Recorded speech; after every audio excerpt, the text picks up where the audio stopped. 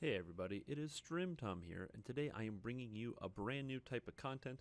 I'm going to be recording something a little bit different today, so as you can see I'm definitely on screen, but I'm not saying anything because we're going to be doing a critical look at Favorite Soul. So I just took some footage from a past week or so, and we're going to be going through the new Beacon of Hope Favorite Soul enhancement tree. So if that's something you've been looking forward to, you want to have a review, this is going to be a critical review of it at end game content, end game level, that sort of thing today. So I first want to talk about how the class actually feels, and I think that the best way I can describe that is really, really, really good. The leveling experience was really good. The endgame experience was really good. It was a lot of fun to play. Now, of course, if you're the type of player that doesn't really like healers that much, it may not be your cup of tea because this is definitely a very healer-focused class. Clerics, as healers, do get better options when it comes to dealing with bad guys. Better instant death attacks, higher DCs, so they're going to be a little bit more effective when it comes to being more supportive on the killing people front directly by themselves. But Favorite Souls are really unique because they get a lot of really cool healing effects. Just right to start off, you got all sorts of really cool spells. You got your beacons, which you'll see me casting, these big beam of lights that come directly out of the front of your character, which do a lot of healing, and also do some curing of different status effects. You have the Hopes, which also buff up your allies. Hopes are little spells with 6-second cooldowns that have 20-second durations, and the Hope spells themselves give little buffs that can be applied up to 3 different people because of the cooldown and duration. So you can have 3 Hopes running on people at the same time. And Hopes also have no cost. So when I say little buffs, I mean if you're fully spec'd out into it, one of your Hope buffs gives 33 melee power and range power.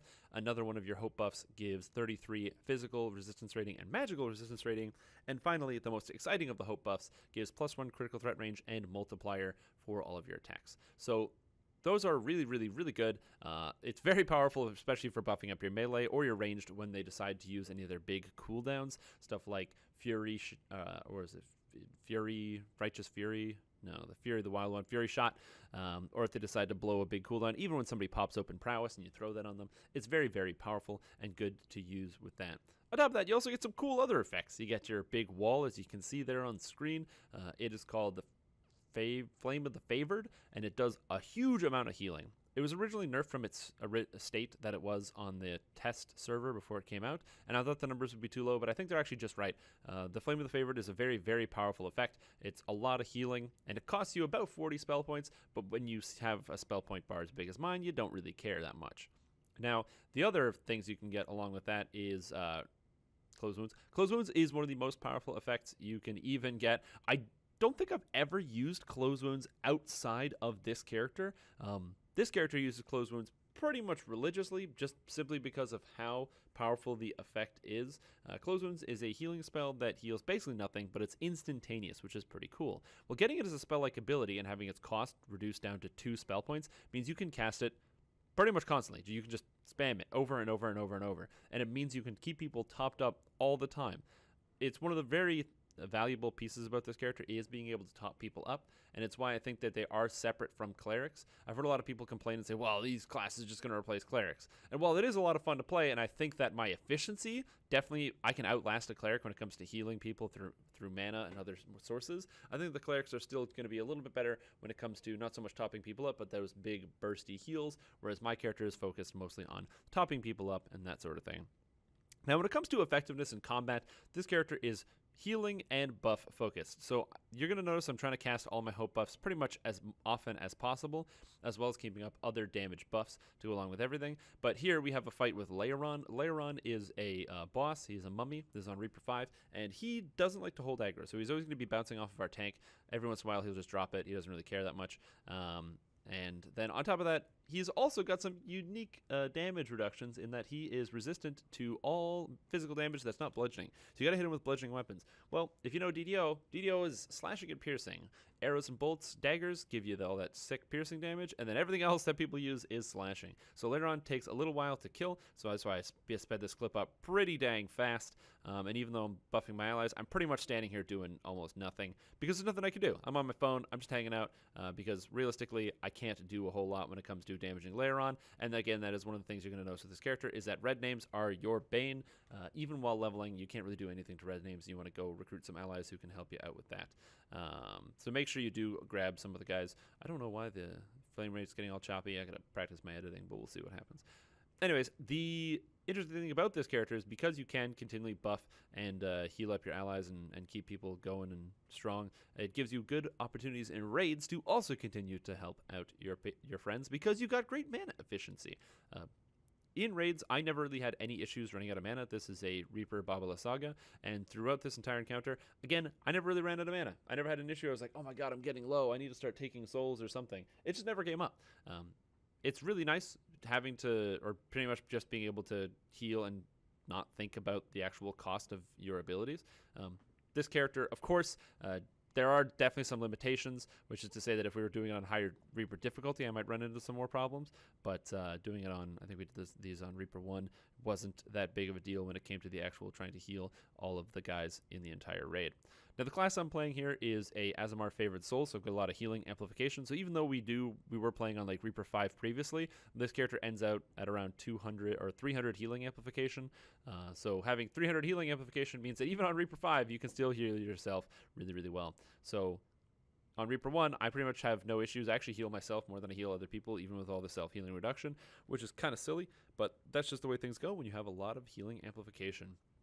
Now, the playstyle for this character, you're going to notice I'm standing kind of behind everybody. That's because my beacon effects are frontal AoE, so I want to make sure I am behind people, I am staring directly at them, I always know where people are, so we can get the heals off on them. Now, a lot of my heals are passive, which is really convenient for doing different types of raids.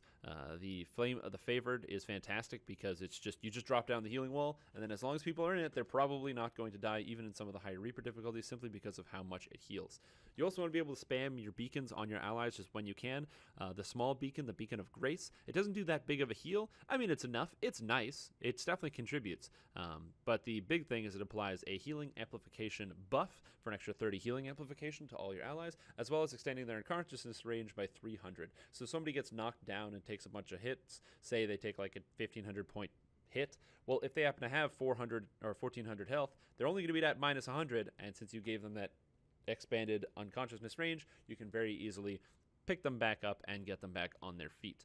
So there's definitely a lot of cool stuff you can do with the favored soul, and there's a lot of interesting ways in which you can keep people alive, especially since one of the best ways to lose aggro is to go unconscious or die. Now, of course, in raids you don't want to die. This character is very good at making sure people don't die. Now, when it comes to different types of things you can actually do in combat, this character is very heavily buff focused, so you want to be throwing up your hope buffs as often as possible, since it's kind of your bread and butter. This is one of the biggest things that separates you from cleric. I'm not convinced that this character heals infinitely better than clerics do. Like, oh, you got to replace all your guys with clerics, because I mean, realistically, at the end of the day, clerics can heal pretty much the same amount. You just cast mass spells instead of actually casting the beacons and stuff that I am casting, and you have your aura that you just walk around with. So I think that clerics definitely do heal fairly well and can do a pretty good job, but when it comes to this character, you want to make sure you're optimizing your buffs as much as possible, throwing out your melee power and range power buffs on your melee and your range, most specifically your critical threat range and multiplier buff when you are noticing that people are activating their good abilities. That's why people aren't good at actually telling you when they're using their abilities, but when a big fight starts with the boss, make sure you click on top of, you know, your ranger or whoever happens to do the most damage, and then buff them up so they get all their buffs squared away, so that they get all their health back, and not all their health back. They're doing all the damage to the enemies. So I do make sure you check that stuff out and you're paying attention to that, because if you're not paying attention and then what ends up happening is, you know, somebody activates many shot, then that's not so good if they don't have the extra +1 critical threat range and multiplier that would really, really ramp up that damage. Now, as you can see here, there's a bit of a panic. This is one of the big weaknesses I would say about the favored soul, is that burst AoE healing can be good unless you can't get in there, because it's all directional focused. In theory, I could be using the mass cure spells, but my action bar is really, really cluttered as is, and it's very difficult to get all of the spells keybound. I have about 30 keybinds I'm running right now, and it was difficult to get every single thing I wanted to, so sometimes people do die. That's honestly just a practice thing. I think if I had more time playing as a healer, I only played at the end game for about a week. It took a week for me to get through all the quests on Reaper 5 and do the raids on Reaper mode. But it does still sometimes happen, so you need to be careful about that. Now, one of the benefits is you do actually get the Capstone of Favor or Beacon of Hope is True Resurrection, the spell-like ability, giving you 2 True Resurrections. So it's good. I do like that. Being able to pop 2 people up back up to full health is very powerful. Now the strategy we're using for Babala Saga right here is we are actually using a 1 tank strategy where you have the tank off the Shambling Mounds on the side and taunts Babala Saga for pretty much the first 5 minutes of the fight, so that way he holds on to aggro. And the goal is I just throw Flame of the Favorite on him, and as long as he has Flame of the Favorite on him, he's not going to die, so then everyone can just wail on Babala Saga, and I just gotta prevent people from dying, which I didn't do a fantastic job at, but, you know, that's fine. Now, this fight is relatively straightforward. There's not a lot of things that happen that kind of make it complicated. So at the end of this video, I'm going to talk to you in just a second here about the actual effects and items that I used. But right at the end of this video, I'm going to have a full clip of Strahd, the Strahd fight that was really tough. It was difficult and challenging, and it provided it was a good test for kind of like the skill. I was, again, one healing it, and I didn't run out of mana. I never did, and you're going to notice here that I never run out of mana, and it feels really, really powerful. Now, my gear also isn't great, so please don't think like, oh man, this Strimtom guy has got like the best gear ever, and that's why he's healing so good. I don't. I actually have 2 of my item slots empty in this clip here, because I just didn't have any items. I'm just using like the Macabre Scepter. I think I have the Mirror Plate Tower Shield because I don't have any other shields. You know, I don't have any raid gear whatsoever. I don't have the Ravenloft set. I didn't even get the heavy armor I wanted at Age of Rage, so yeah. Now, my character isn't invincible. I am fairly tanky, and I get to keep myself buffed up with my allies, but I do sometimes make mistakes. I'm about to make a mistake right here with the, what do you call them, the Shambling Mounds start doing an AoE, and I think, oh, I can go protect my allies, and I'm going to use Consecration to give them a heal over time, because I've already got my Flame of the Favorite on the tank, and that's a bad idea, and ends with some bad consequences. So remember, you might be able to heal a lot, but you are not invincible. Anyway, guys, I'll leave it up to me to explain what's going on now with the character and all that stuff. I could do a better transition. I'll figure that out. I don't know.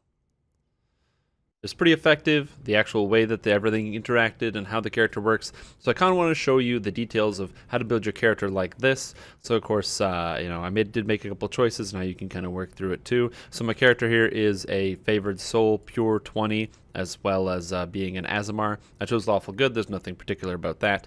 But I did go with the Favored Soul with the Aasimar.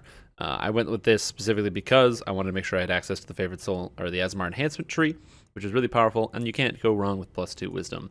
Now, when I chose for feats, the ones that matter the most is I actually took all of the Mental Toughness feats to get the extra spell points, and then I also took spell points from Favored Soul while leveling up.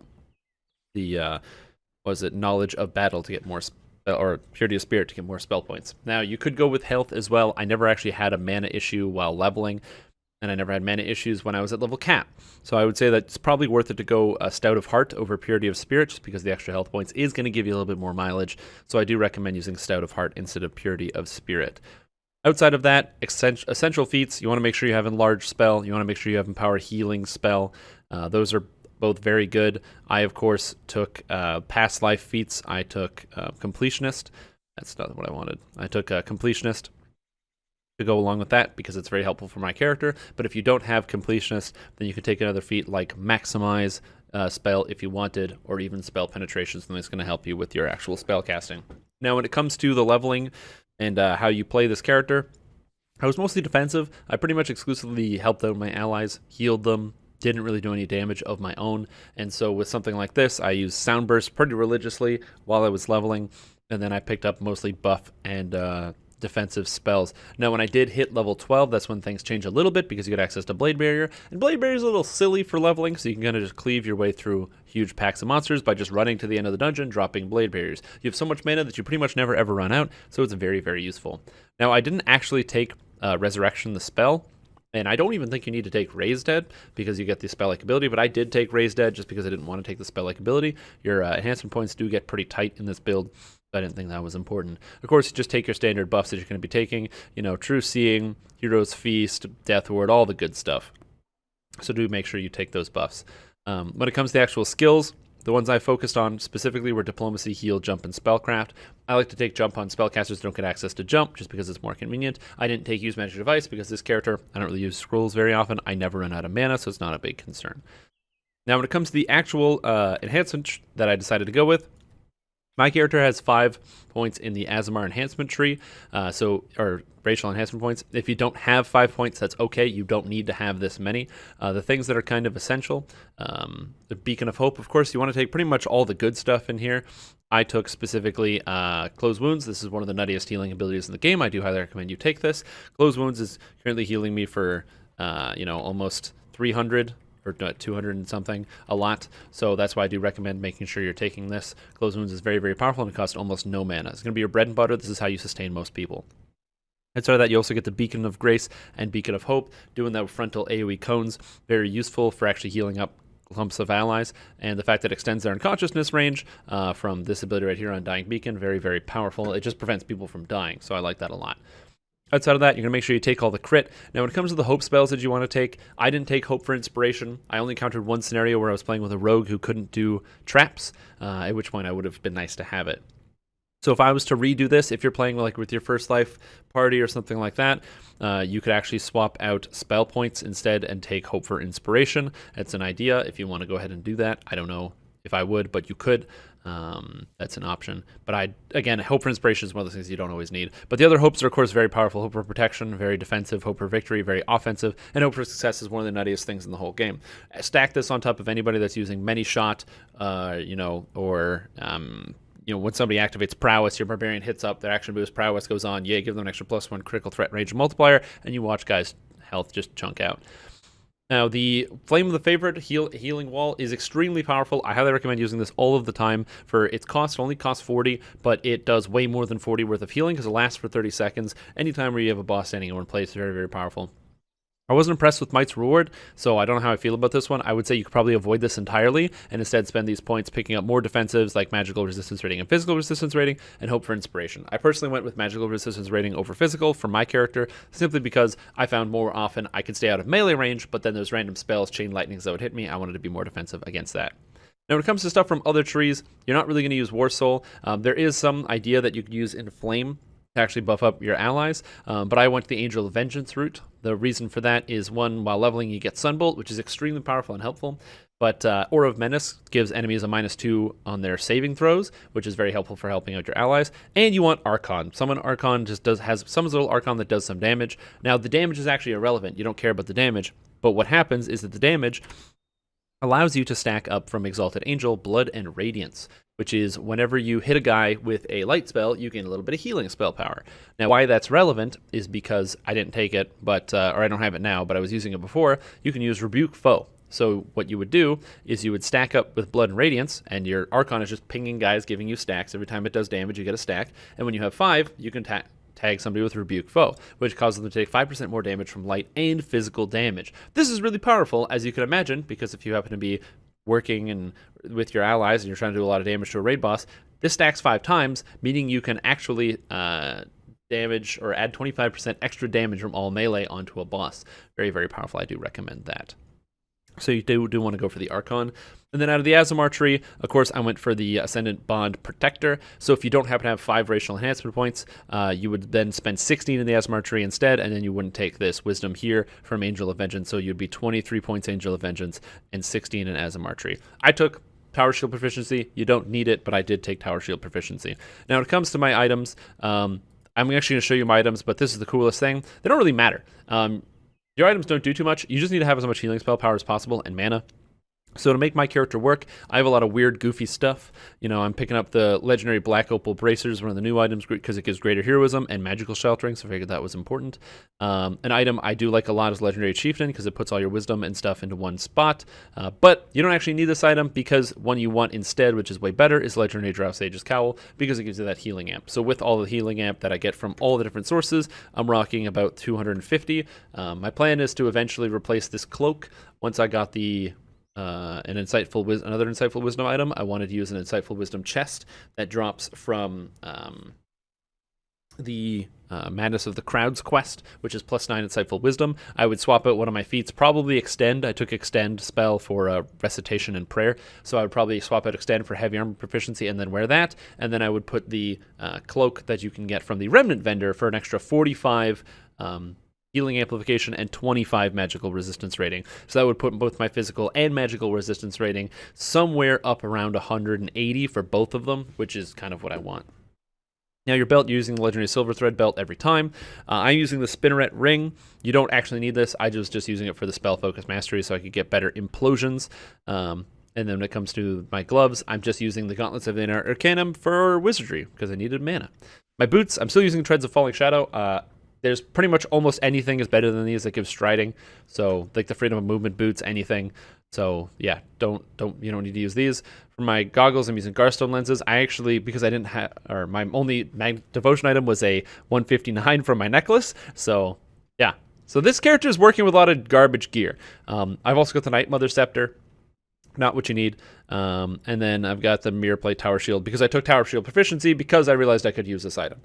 So in a perfect world, I wouldn't use most of these items. I would be stacking the silver thread belt still, of course, but I'd be using something like the fleet-footed boots from Ravenloft. I would be using a set of bracers. Actually, I would be using the Cursebane Focus to give me the extra 50 magical resistance rating. These bracers I would replace with anything that gives physical resistance rating, so any of the Ravenloft bracers all give physical resistance rating. I'd swap out the chest piece or the heavy armor that gives insightful constitution and insightful wisdom inside of the madness of the crowds, and I'd swap out that cloak, and that would give me all the stats you need. You pretty much just need health, defenses, all that sort of things. And then that character works out pretty well. Now, of course, if you were to change out anything, there's definitely some optimization you could do here. Just Reward is great for getting just your deity to have your favorite weapon as a spell casting implement. But for my character and the way it works, I don't actually wear long swords because I'm using the Morning Lord Scepter, so that just never worked out. Falconry, I don't really see as being useful, but if you really wanted to, if you wanted to change it up, if you didn't want to have the stacking capability from Exalted Angel for Rebuke Foe for the extra damage, instead I would probably take all the points out of Exalted or Angel of Vengeance and put them into War Soul, pick up Inflame as well as Greater Inflame to give people saving throws and action boosts, considering this is just a sick cooldown, and then get some more health and stuff for myself. You don't need any of that stuff, but like I said, it is an option. I opted for the extra damage aspect, which I liked. Now, when it comes to cool utilities, don't forget you want to take, you got your crazy spells like Implosion, and you also want to be using Mass Frog. Both those effects are very, very powerful. Getting your DCs high enough is the hard part, considering my character has like awful gear, so I was just using Night Mother Scepter. But I was capable of completing all the quests on Reaper 5, so that was pretty cool. My base stats when I actually started, I'll be posting a link to the build below the video, so they'll be on the forums as well. But I pretty much just went with Wisdom as high as I could, Constitution as high as I could, so I started with an 18, and everything else I just kind of dumped. You don't need any of the other stats, you don't do damage, your purpose is just to help and defend people. So my stats could be better, but I was still capable of doing all of the content by just paying attention a little bit, and that's kind of the idea behind the character. So you get out there, you heal people, and you have an absolutely fantastic time. So if you have any questions about the build and you want to, you have anything you didn't get out of this or you have any ideas of how you'd change it up, let me know in the comments. And if there's any other classes that you'd like to see me do kind of like a full review, let me know. Also, the formatting of the video, please, if I'm trying something new, so if this does or doesn't work, do let me know, and I will see if I can incorporate any changes. But with all that being said, thank you guys for watching. I highly recommend the Beacon of Hope Favorite Soul. It's a ton of fun, and the way that its playstyle is working out, I really, really enjoy it. So I hope that you guys enjoy it as well. And like I said, there will be a link in the description of this video for a full build guide, all the stats and everything I took and at what levels. So you will be able to see that. Anyway, until next time, I'll catch you guys later. You've got the Sun Sword on? Yeah, you do. Don't worry about the brides. Just go for Strahd. Magnus is going to take her the brides.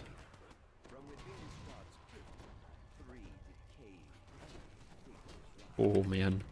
Oh, man.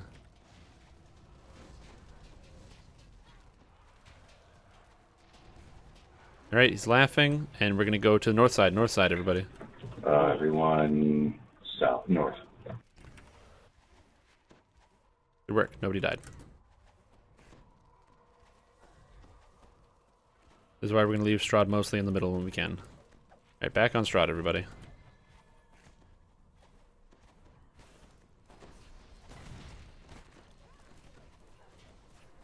I will not leave from north or east. There we go. Try to keep them near the staircase as much as I possibly can. Oh yeah, just play with them, man. It's all good. There's some consecrate. Oh, thanks.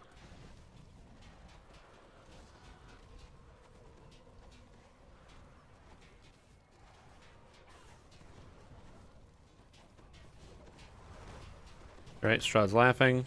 And it is the exact opposite side. Grip. Run, Grip. run, run. Grip. Grip. Oh my god, you're out of range. Get this guy, Chris. Temp. Grip. Yeah, I'm over here. Oh, that was not good. I'm sorry, man. That was Yeah. rotten timing.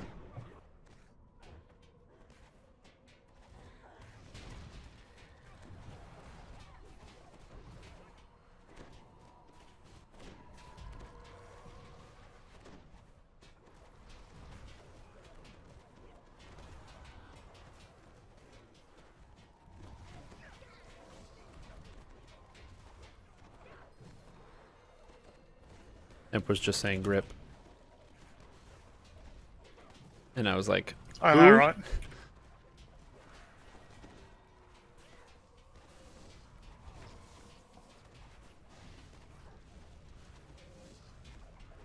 alright, Strahd's laughing. And it is other side. Other Morning. side, guys. North.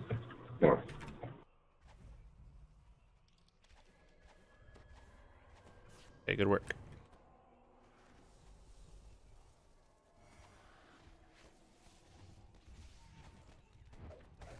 Alright, keep working on Strahd, everybody.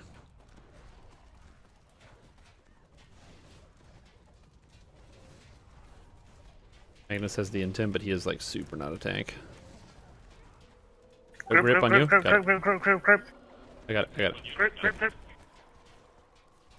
I am out of grip cleanse. I cannot cleanse grips. I'm out.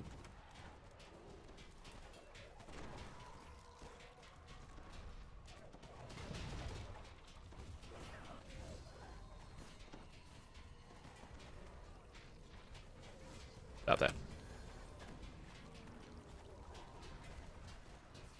I got a grip charge back. I got it. Got it. Grip, Magnus. Grip. I got it. We're good. Okay, Strahd's almost dead, so take off Strahd. Keep your We're gonna mic get on, off I of Strahd. can't We're gonna prep the brides. tell who's getting gripped here. So go start working on the brides, people. Flowers coming up. One at a time. Get them all pretty low.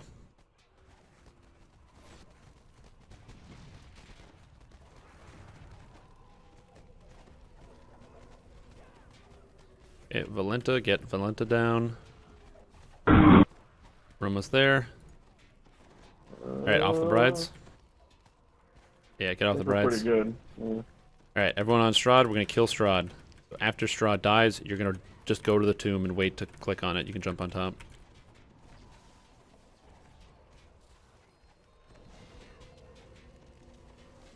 Okay, Strahd's down, kill the brides. Go to the tomb. Strahd's dead.